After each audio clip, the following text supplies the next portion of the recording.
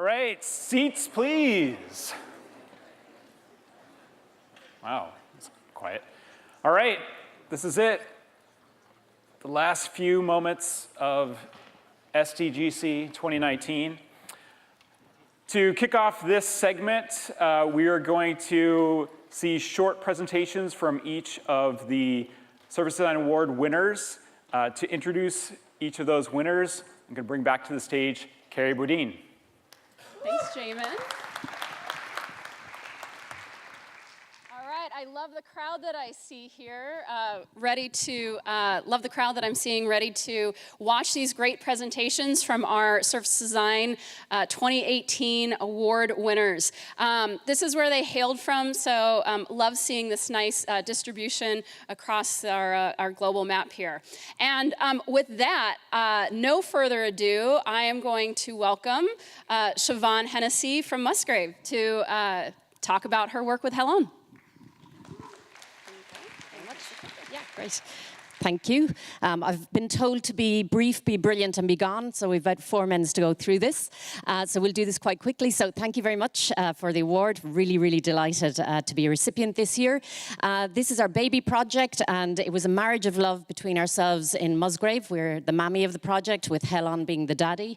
But I'm single parenting today because Helen are away at their annual conference in sunnier climes in Barcelona. So I will bring you through the work that we did with Helen on the baby project. So the problem that we were looking at is how might Ireland's largest grocery retailer, ourselves, identify ways to compete in the baby aisles without being drawn into the ongoing price war. So we followed the usual service design methodology with research. So we conducted diary studies via mobile over a period of a week with 12 of our consumers. We then went on to interview the consumers. We had 8 hours of in-depth interviews with them in their homes primarily. We did a lot of mystery shopping with the main competitors, a lot of desktop research, and a lot of observations as well in store with both ourselves and our competitors in terms of what was actually happening on the ground. We then started our beautiful affinity mapping and identified 40 opportunities. We held our first workshop, which was all about the problem framing. There was about 10 stakeholders across all of the business, along with Helen involved here. And this was a really important part of the project in terms of the cross-functional collaboration. The next workshop was ideation, a much wider group. And we actually not only had stakeholders from within Musgrave and our Helen partners, but we also went further afield and brought in some of our brand agencies and some of our suppliers as well. So it was a big wide net on the ideation phase that made our ideas very, very rich and numerous. Our third workshop then, again, was prioritization. We had about 148 ideas, so we needed to chunk them down. We had a smaller stakeholder group here that were more involved in the commercials and understanding the commercial outcomes of the business. So from this, we took one concept, one kind of end-to-end concept to prototyping, and within that, there was 10 ideas that we were testing. So we created our live lab in store, and we invited 8 customers to come in over a 3-day period to test the end-to-end experience and how they felt about it. And on top of that, because we were in a live retail environment, we actually probably had about 50 customers that went through the whole process. So from that, we interviewed 33 customers, and then we had a final workshop where we had our final recommendations with the 8 key stakeholders, which essentially were the doers within the business that would actually take this forward. And we defined our roadmap for implementation. So that basically was our process. So the solution and what we came up with to deal with one of the biggest consumer issues for this group, which was stress when they were actually shopping in the supermarkets with the baby, was a parent VIP hour. So this was a time of the day, so it was between 9 and 12, 3 days a week, where it was all about the parents and they got preferential treatment in store. So here were the 10 ideas that we tested. One, there was incremental car parking spaces. There was a forecourt attendant that came out and brought out a trolley. There was free fruit for the kids when they arrived in to keep them occupied. There was an activity book that they had in the trolley, baby advisor on hand to actually help with information. The staff were trained to be extra vigilant for parents. We had, and this was the kind of the key highlight for the consumers, was a parent VIP aisle that was dedicated to them. And if their babies went went ballistic. It actually didn't matter because there's more parents behind them and they had the same issue.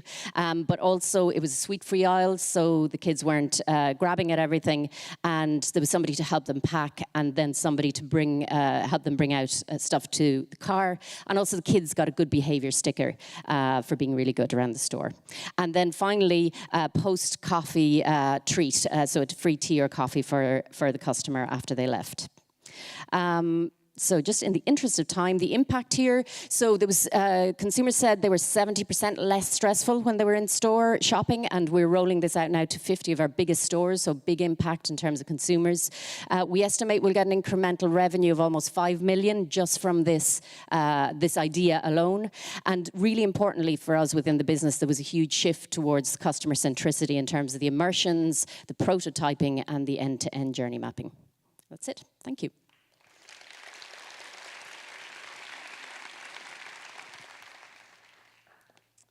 Thank you so much for that. All right, so our next winner that we're going to hear from is Modern Human, service design for Tesco Bank. And unfortunately, they were not able to join us for day 2 of the conference, but they have provided us with a little video that I will play now.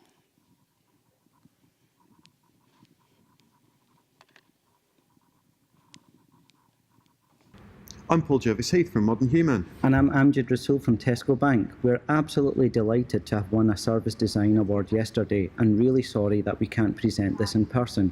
Here's our winners, Pecha Kucha. Working with Modern Human, we set out to do 3 things: turn customers who complained into advocates, empower customer service representatives to do their jobs more efficiently, and identify opportunities for long-term service improvement. Our first activity was to set up a pop-up design studio in the Customer Service Centre in Glasgow and build a team from around the bank. We brought in a frontline customer service rep, a complaints resolution officer, the head of complaints, a business improvement analyst, 2 designers from the bank, plus a design researcher, design strategist, and a service designer from Modern Human. We needed to understand why people complain, how they feel about their complaint, and what their expectations really were. We analysed over 400 complaints, identifying the root cause of each complaint and understanding the context and the source of the complaint.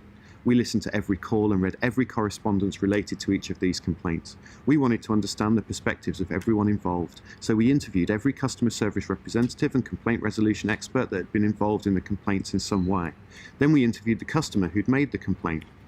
We followed an iterative design process, piloting a number of new ideas, interventions and improvements, measuring their impact and influence and iterating them. The project delivered a strategic framework, a set of service principles, a series of experience maps, a service blueprint, a service specification for the new service, a concept for a new colleague desktop, a new operating model, and a 90-day roadmap to deliver the new service.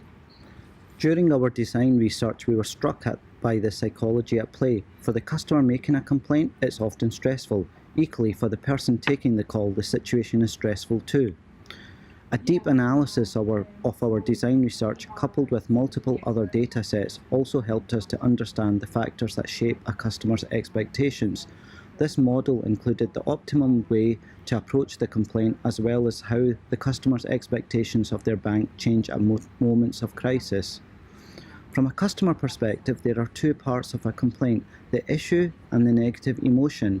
This might be embarrassment at having missed a payment or frustration at something the bank has done. If this negative emotion isn't dealt with quickly, it grows over time and makes a complaint feel more significant to the customer than it needs to be.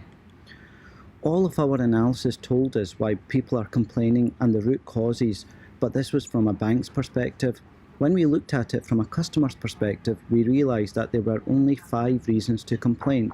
By understanding these reasons, we empowered Tesco Bank colleagues to deal with complaints more effectively. We used our human-centred service design method to set out a new way to handle complaints. Our service design identified and addressed 4 areas: the customer experience, the culture of the bank, systems and processes within the bank, and the physical working environment of the contact centre. It improved the way complaints are triaged, reduced the number of people handling each complaint, used all of the channels available to the bank in the most appropriate way. The process also proposed new training to encourage call handlers to independently apply emotional intelligence to the way they handle complaints. The whole process took 15 weeks from initial briefing meeting to final handover. The new service design for complaints minimised the number of people who touch a complaint. More complaints are now handled at first point of contact. This means that customer complaints are handled by the first person that a customer speaks to. No getting transferred around, no waiting on hold. We made reducing the cognitive load of customer service representatives one of the priorities for our service design.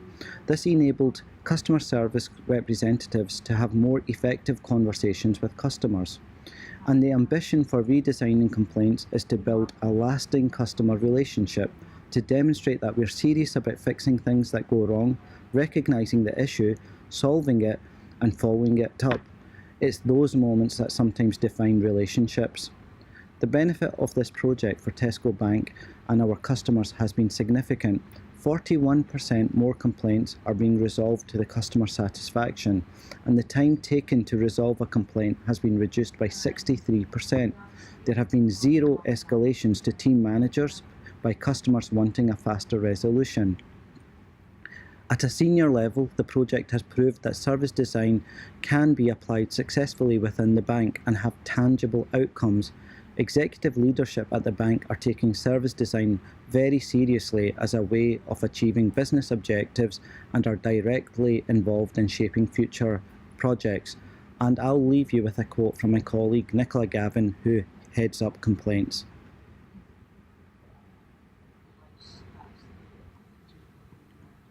And Amjad is hiring service designers for Tesco Bank in Glasgow. If you're interested in working on projects like these, email amjad.rizal@tescobank.com.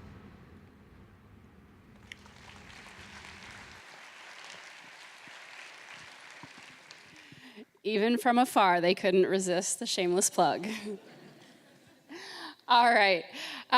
Congratulations to them for their great work, Modern Human and Tesco Bank.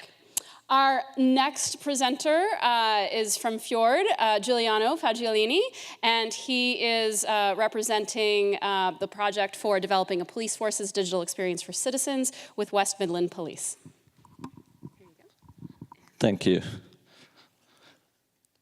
Hi, I'm Giulio. First of all, I wanted to spend a second to acknowledge all the people in this slide. These are the people that actually made this project possible. So thank you, guys. It's a pleasure to be here. No.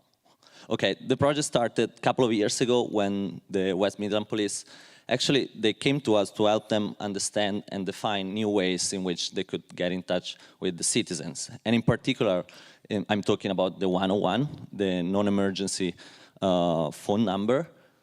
And our challenge for the research was really understand how to listen to and solve the problems of 2.8 million citizens. Obviously, this is a massive scale and brings new challenges. For us, this is the reason why we actually approached the research in a slightly different way. So together with qualitative research, we actually decided to do also quantitative research and pick up in particularly this data set that the police was collecting every month of calls coming in.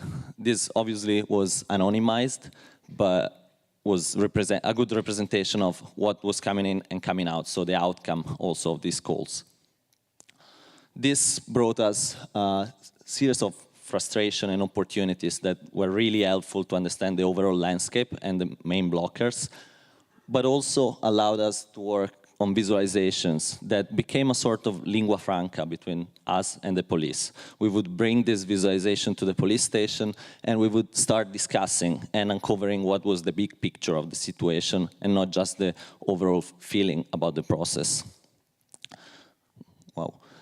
We actually we tried to bring together the two kinds of research. So basically what you see, you probably don't see much from there, but the two big flows is calls. The size of the flows is the number of the calls, and you can see from the left how the calls were coming in, so the reason people were calling, and on the right, the outcome. And you can already see, like, these are two journeys coming from the research, crime report and antisocial behavior. You can already see how the outcome can be different. And in particular, for antisocial behavior, the reason why these journeys are so different is because every single situation could bring to a different outcome.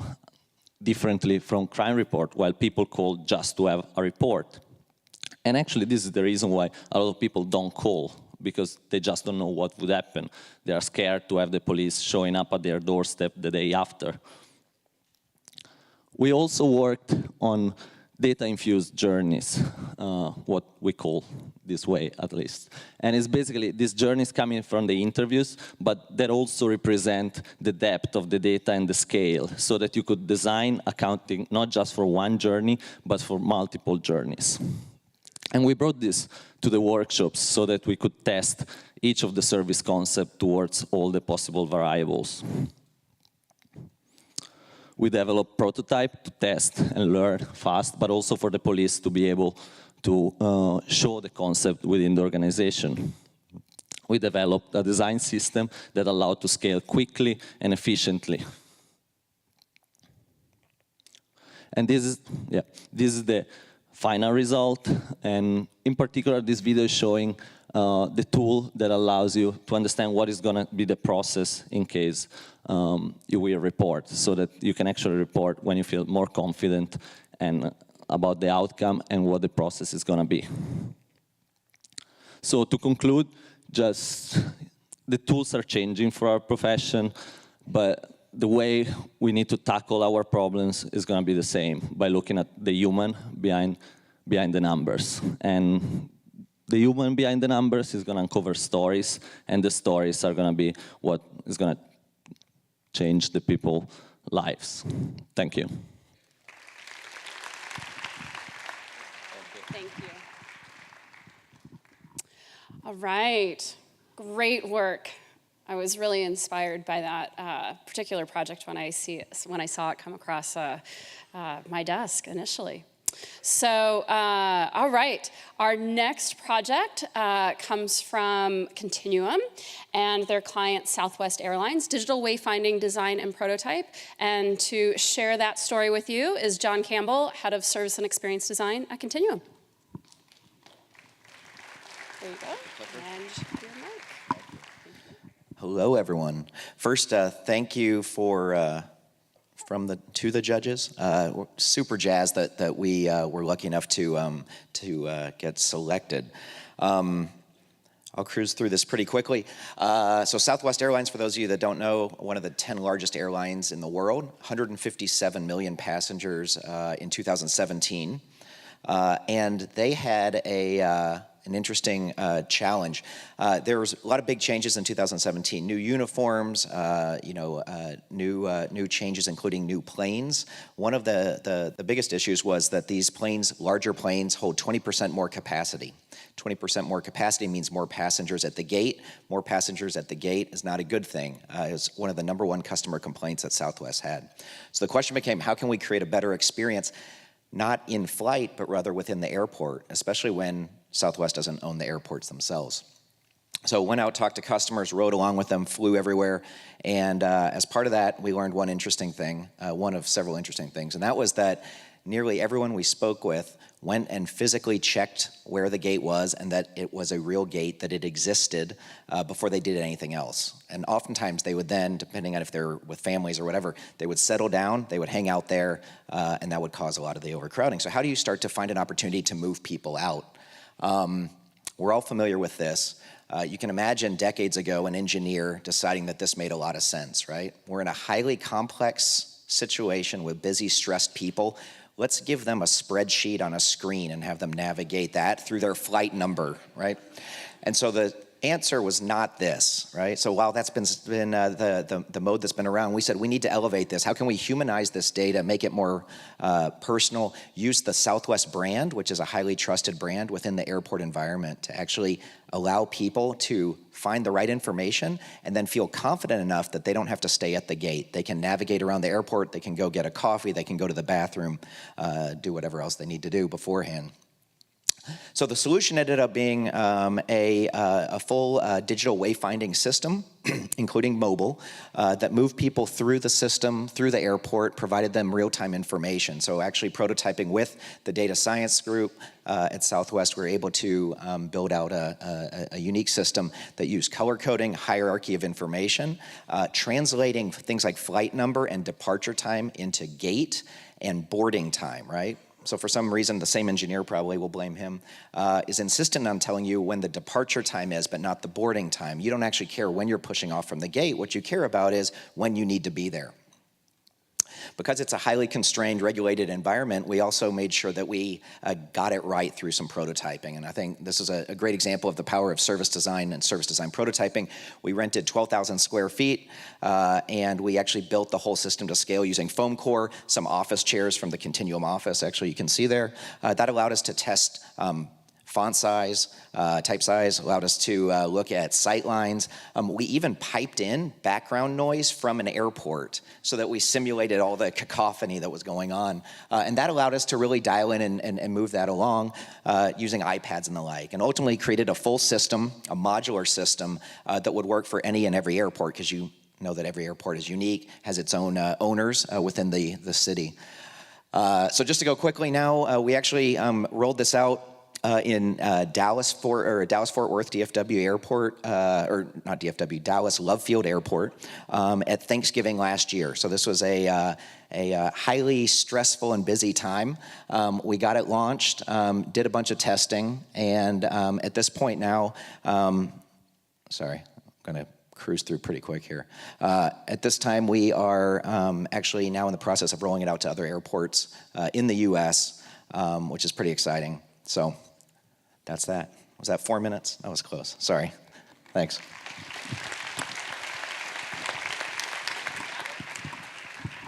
Thank you very much.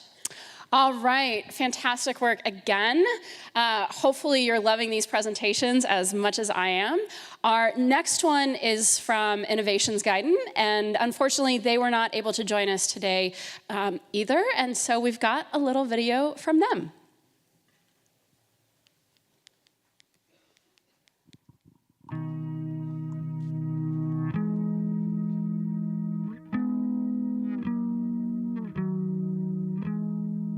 Jag tror vi behöver undersöka vad vill våra brukare ha ute mer på ett annat sätt.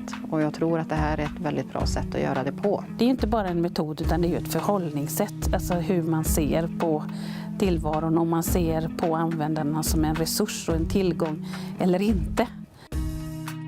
In a time when resources are decreasing and needs are increasing, it is more important than ever that all public services really look after our citizens' needs. That we put our resources toward those services and activities that have the greatest impact. To help meet these challenges, the Swedish Association of Local Authorities and Regions has launched Innovationsguiden, the Innovation Guide, to support and reinvigorate the public sector in collaboration with citizens. Vi letade efter metoder, verktyg för att utveckla våra egna arbetssätt helt enkelt. För framförallt med målsättningen att komma närmare medborgarna och våra brukare. Utan att det kostar en massa pengar, utan att det är långdragna processer. Och det blir också väldigt tydligt att snabbt kunna visa på någonting konkret i verksamheten. For groups who participate in the Innovation Guide, a large part is about investigating and understanding the real needs of patients, visitors, or inhabitants.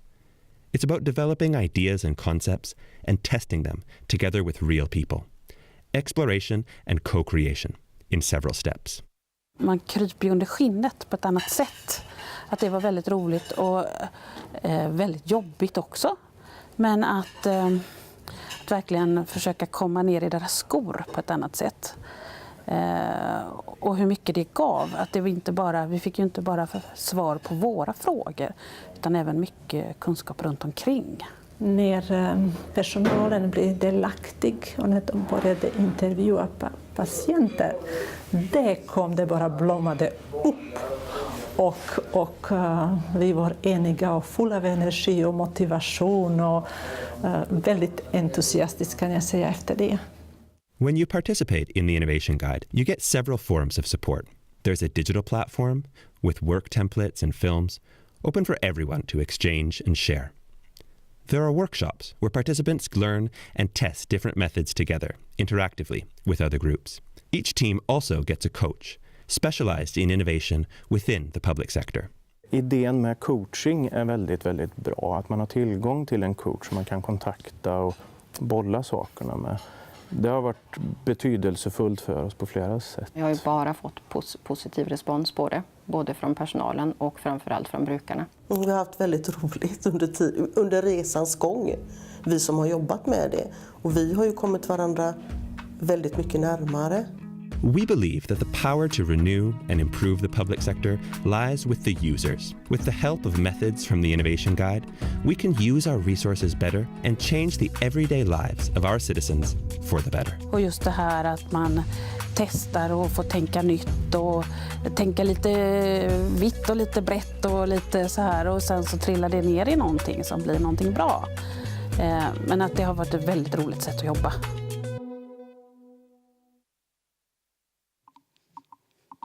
All right. So that wraps up our 5 professional winners, both in the private sector and the public sector, as you have seen. And it is my honor now to introduce to you a team that has come all the way from the National Taiwan University of Science and Technology to talk to you about the work that they did optimizing pet adoption from shelters.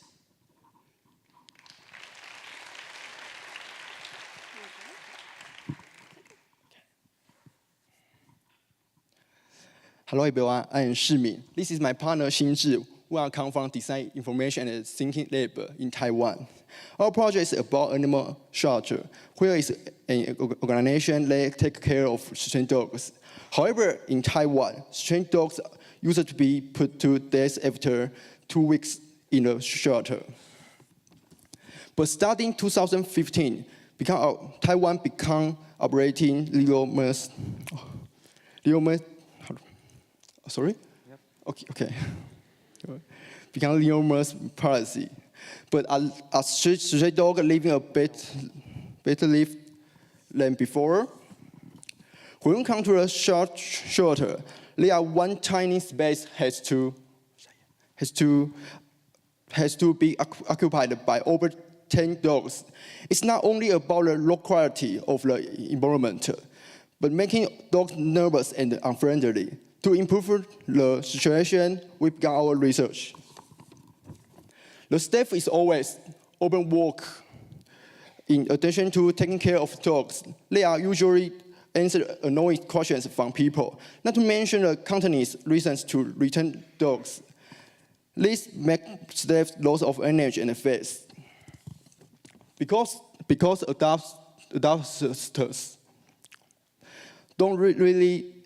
don't really understand about stray dogs, so are very likely choose the wrong type of dog for their situation, and don't really get enough help after adoption.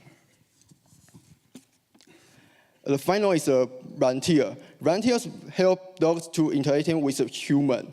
They also build weekly dog stories on the Facebook fan page. But it's not easy for people who want to search a dog on the fan page. The gap between online and offline reduces the value. So we set our goal to a new service that enrich people with life education and give them help after adoption. Okay, and our mission and objective can be reached through 3 channels, namely branding, chatbot, and printed material. And the most interesting part about the project is to leverage the advantage of these 3 channels. Okay, and the first one is the branding. We choose the logo with the staff in workshops so as to construct a sense of community. And as it will be included seamlessly in the 2 other channels, we take it as a pervasive channel. Okay, sorry. Okay, and the next one is the chatbot.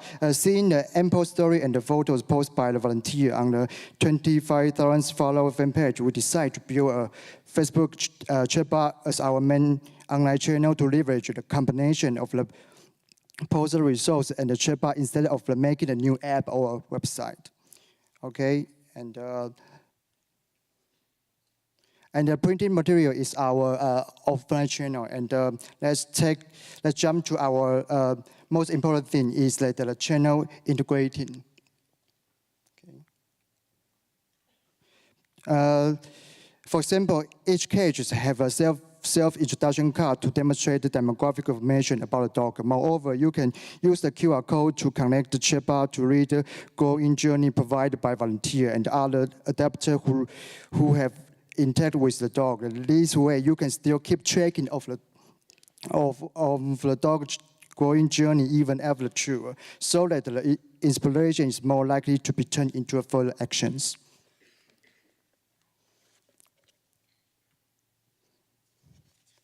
Okay, let's jump to the other thing. Is that the most important thing is the staff who was not interested at first, but after experiencing what we did, she shared her practical and critical suggestion our new adoption service in the last workshop we held. This was when we realized that once every stakeholder take their part as a bridge to connect the dog with the adopter they really needed instead of just a dog. This is the moment service designs become a meaningful innovation for all stakeholders. Yes, thank you.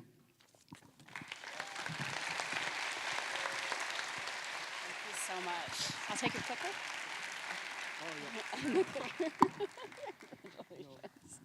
All right. Thank you so much to all of our winners for sharing all of your great insights with us. I'm not a winner. I don't know why my face needs to be up there right now. What I want to say also is a huge thanks to, I am a winner, just not here today. I want to say a huge thanks to the sponsor for the entire awards program, ServiceNow. Please, a huge round of applause for them for really making this possible. Please, if you haven't already, visit their booth out in the lobby, say hello and find out what they're all about. I definitely enjoyed chatting with them earlier, so please do the same. And my last thing that I want to say is next year, please submit your work. I want to see all of you, well, that probably wouldn't be possible, but as many of you as possible up here on stage next year, wherever we are in the world. So please do submit to the awards ceremony next year. Thank you very much. It's been a pleasure.